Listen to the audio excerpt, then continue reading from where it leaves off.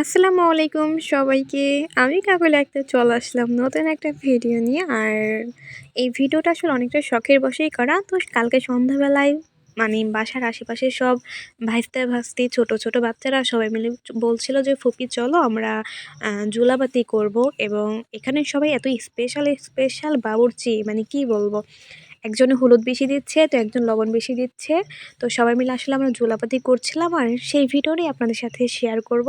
আশা করছি পুরো ভিডিওটা আপনাদের খুবই ভালো লাগবে এবং আমি এই ভিডিওটা খুবই শর্ট রাখার চেষ্টা করেছি। আর এখানে আসলে ভিডিওটা বললাম ওই যে খুবই শর্ট রাখার চেষ্টা করেছি। তো রান্নাবান্না শেষ, তো আপনাদেরকে একটু দেখাই। আমরা হচ্ছে বাড়ির শেষ সীমান্তে অর্থাৎ চকের ভেতরে রান্নাটা করছিলাম ইটা দিয়ে, মানে কোনো চুলা না, মাটির ভিতর ইটা বসিয়ে। এবং রান্নার সময় আমরা এত বেশি মজা করেছি। আর এখানে আমাদের রান্না শেষ হয় নাই, অথচ মানে আমার ভাস্তিরা ওরা হচ্ছে খিচুড়ি খাওয়ার জন্য অনেক বেশি পাগল প্রায় হয়ে গেছিলো। খিচুড়িটা ফুটেও নাই।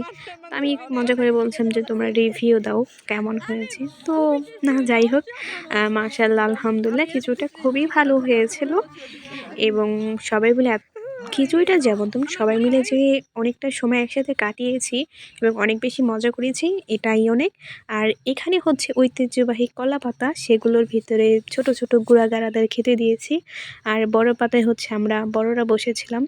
আসলে গ্রামের মানুষজন খুবই সহজ সরল হয়ে থাকেন এবং তারা খুবই অল্পতেই খুশি হয়ে থাকেন।